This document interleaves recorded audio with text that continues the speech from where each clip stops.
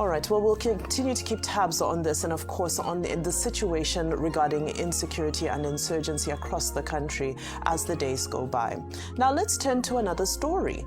He said, there is no country that can function without diplomats.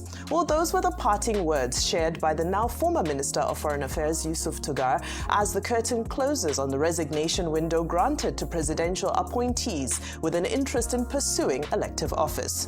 Two ministers have tendered their resignation letters, that is, the Minister of Foreign Affairs, Yusuf Tugar, and of Bauchi State, and Minister of State for Humanitarian Affairs, Dr. Yusuf Tanko Sununu. He's from Kebbi State, and they bowed out yesterday. Whilst Sununu has resigned to pursue a senatorial seat in Kebbi State, Tuga, who hails from Gamawa local government area of Bauchi State, is largely expected to pursue his interest in the governorship of that state. He was hosted to a send-off by the ministry yesterday, and he spoke about working in a foreign affairs ministry with a smaller budget than the NYSC. Let's listen. The NYSC budget was more than Ministry of Foreign Affairs. That's how many this place cheated. Because we lost the understanding the importance of peoples of global countries. And this place is having to kind of incursions from different NGOs, from different organs to remain alive. And what the progress is that when you go look at other countries, is there any country that functions without a Minister of Foreign Affairs? Is there any country that functions without diplomats? Is there any country that functions without embassies? Then surely, if no country has scrapped all of these and just said, okay, let's leave it to other MPAs, there must be a reason, there must be a purpose. And this is not something that just started now. Yeah, there must be a purpose to having diplomats and embassies. Well, his resignation comes at a time when the confirmation of Nigeria's ambassador designates continues to generate conversation. Yesterday, the Ministry of Foreign Affairs confirmed that the government has secured agreement for over 10 ambassador designates, and some of those countries that have accepted our ambassadors include United States, UK, France, Qatar, to name a few. I was looking for Germany on that list, but it's not yet. I haven't seen a confirmation yet. Of course, there was a lot of conversation around the appointment headed towards Germany, so we wait for that confirmation. But in the meantime, Dr. Abati, Yusuf Tugar bows out amidst conversations around his contribution to Nigeria's diplomacy efforts, foreign policy, and where we go from here. Okay, I was saying earlier in the day, that every Minister of Foreign Affairs comes with his own idea about what should be done. During Professor Bolaji Akinyemi, there was this talk about a concert of medium powers. Under another minister, there was citizen diplomacy. That's Minister, I think, Ojo Madweke, Ojo Nikeke, who was talking about citizen diplomacy. But under Yusuf Tugar, he's not going without leaving something behind. Under him, we have had this talk about strategic autonomy, which says Nigeria, while relating with the world, is still, an independent country. With the leadership of President Bola Ahmed Tinubu, we have also had this refrain about economic diplomacy, which seems to be, the major focus of the Tinubu administration. So strategic autonomy, economic diplomacy, and then the 4 Ds, democracy, development, the diaspora, and demography.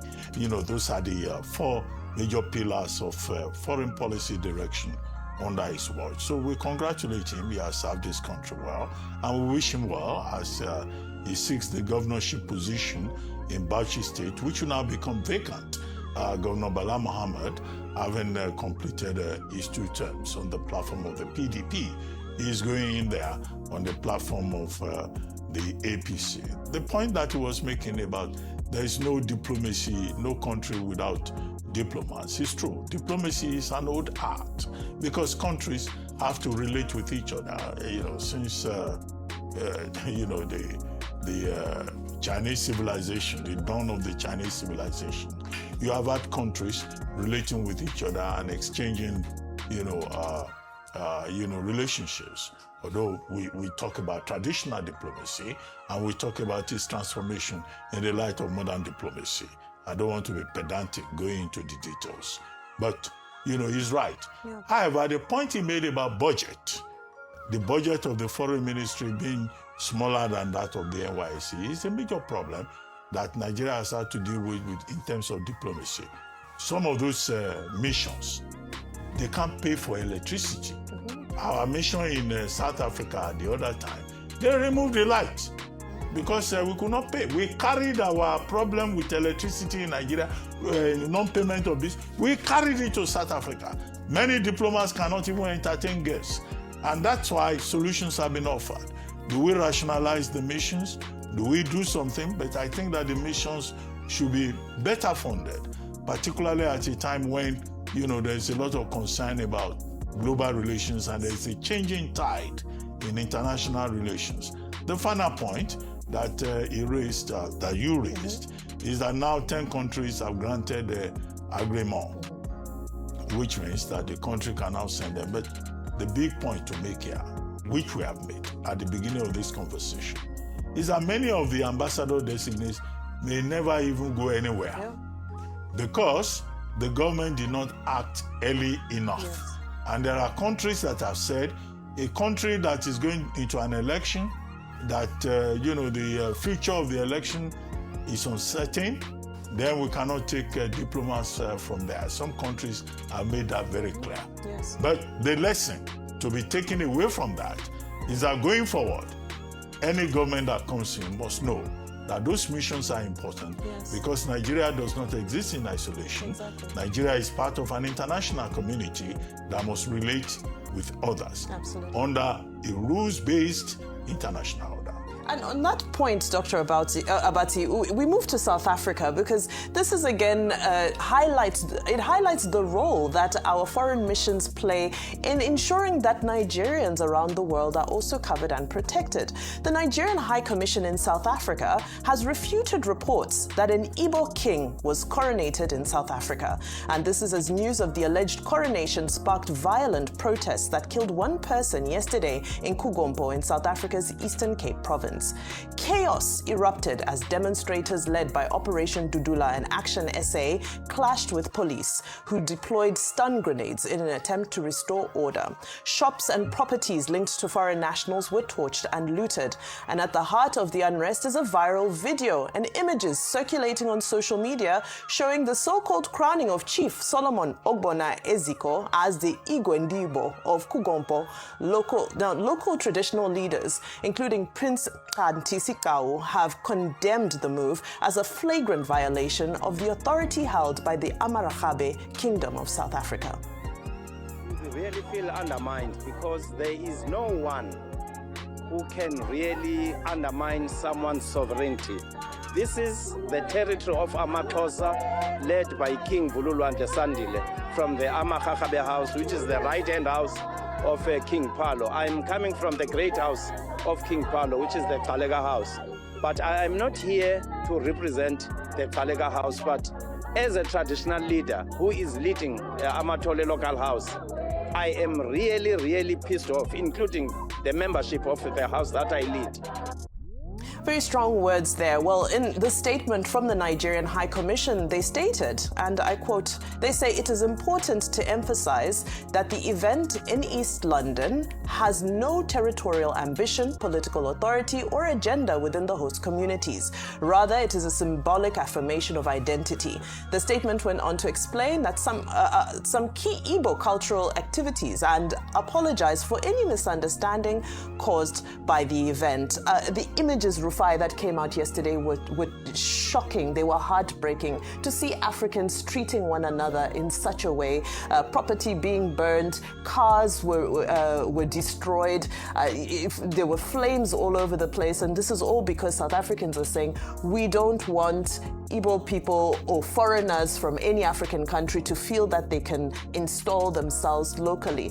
the Nigerian High Commission is saying, well, nobody's installing. Igbo people are just celebrating their culture. They're just celebrating their culture. We have that thing that we do, in other parts of the world. It's not only in South Africa, where, you have a head, to be able to affirm identity and celebrate your culture. But I do not think the thing is about Igbo people having the celebration.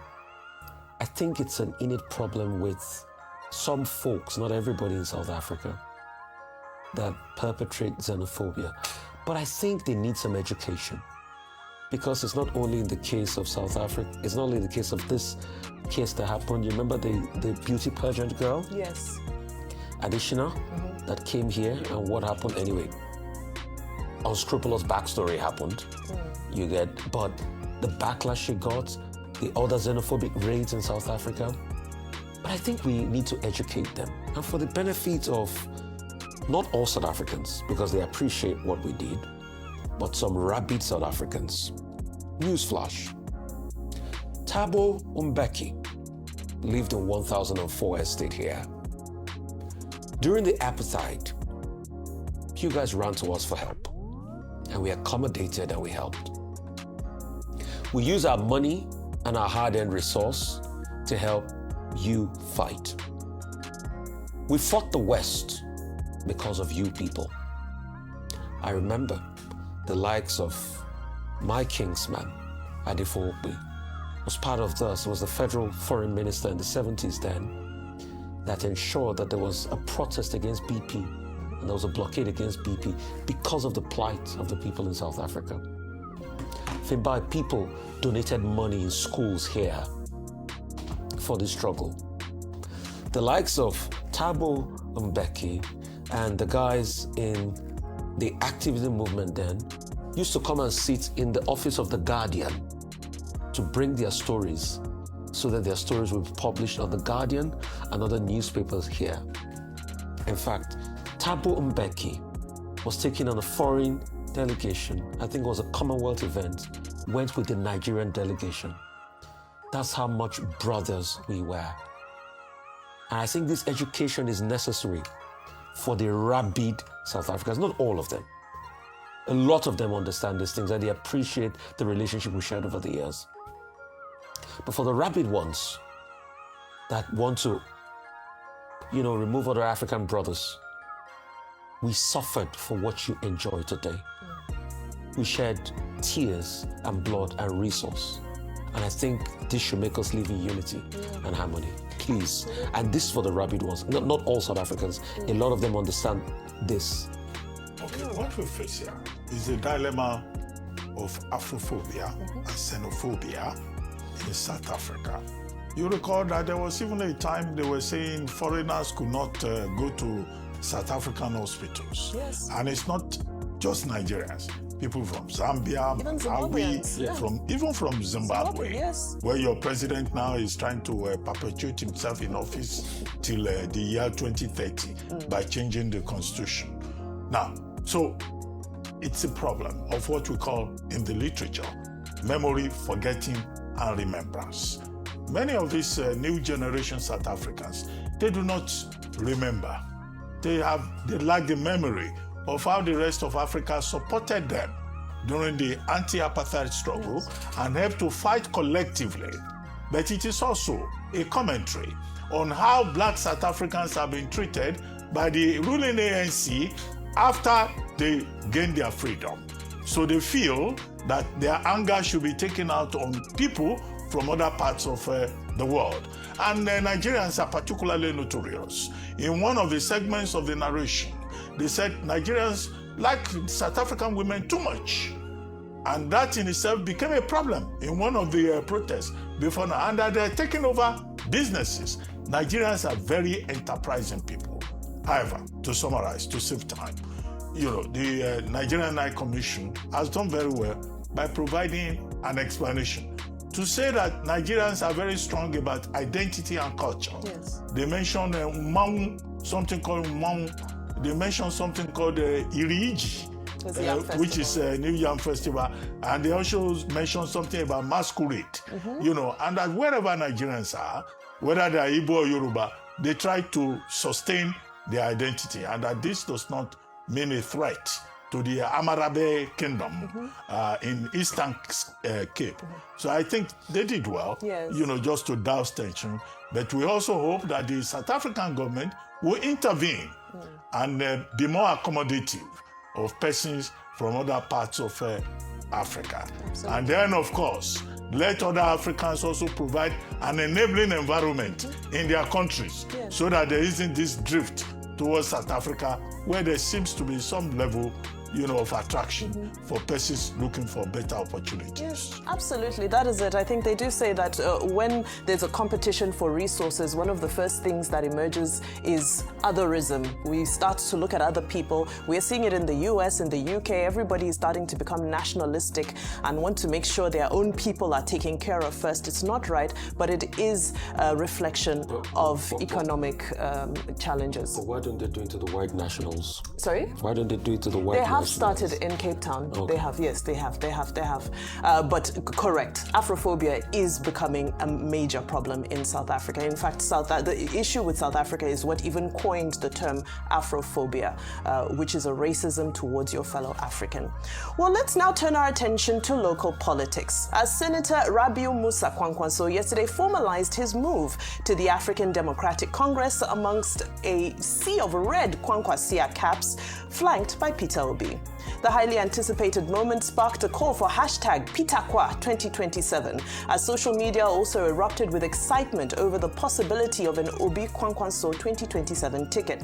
Musician Tijani Gandu was also present at the rally, and he led the crowd who sang Fale Daeche, I hope my pronunciation is correct, and this is a song which speaks metaphorically about one term in office. It's widely said to refer to both the president and the governor of Kano State, Abba Yusuf, and this is all coming together as the Deputy Governor Nasir Yusuf Gawuna has been spotted holding a meeting with Kwankwaso this morning in what many have interpreted as a prelude to his gubernatorial ambition under the ADC umbrella.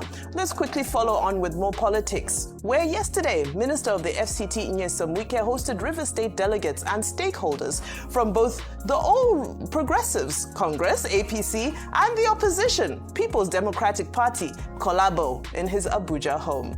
The minister was seen mingling with his guests as a band serenaded them following the conclusion of both APC and PDP conventions, where his loyalists largely emerged in strategic positions in both parties. So the politicking is still happening behind the scenes. We continue to see it play out. I know there was a lot of commentary on it earlier. Ayo, maybe you can just give us a quick note so we can move on. That another side to this is also the implication for the governors.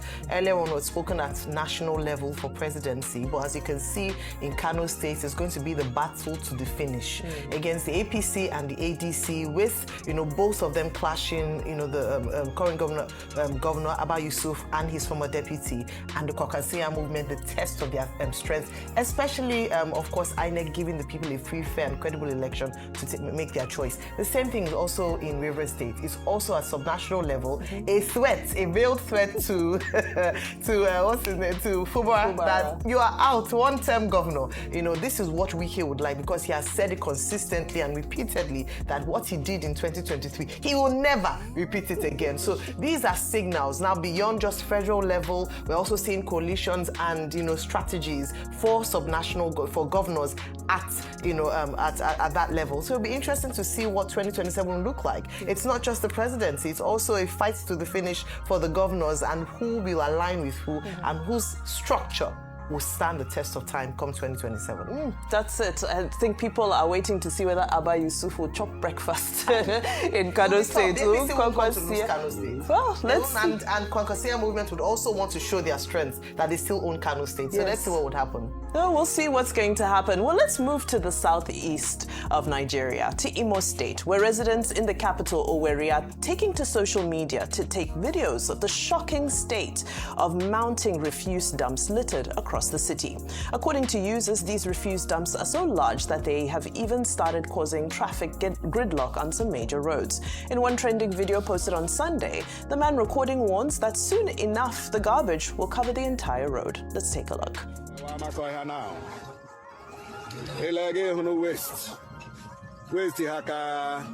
Very dirty place. And I cover a road very soon now. Here cover a road. You know? Very soon now, here cover a road. Very soon, here cover a road. Well, we see the state of affairs there. I hope those responsible in Imo State will take action. As many people are saying, maybe the governor is a little bit occupied with the politics of the day. We'll quickly go to milestones now, where today we're celebrating the history-making life and illustrious career of Chief Olufolake Solanke, the first female lawyer to ever be conferred as a senior advocate of Nigeria, who turned 94 years old on Sunday.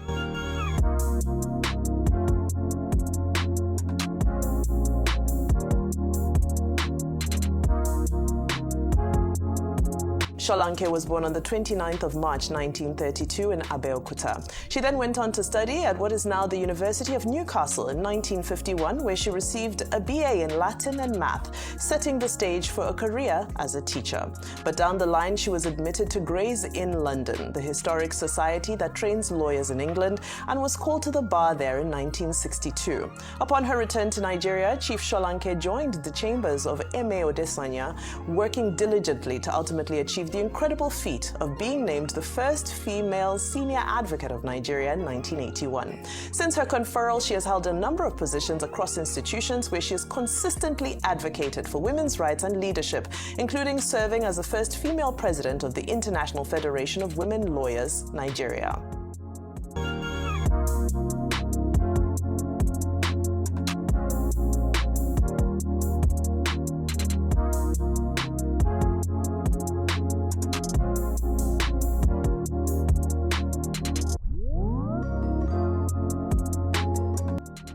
Very happy birthday, 94 years to Chief Solanke, first female son.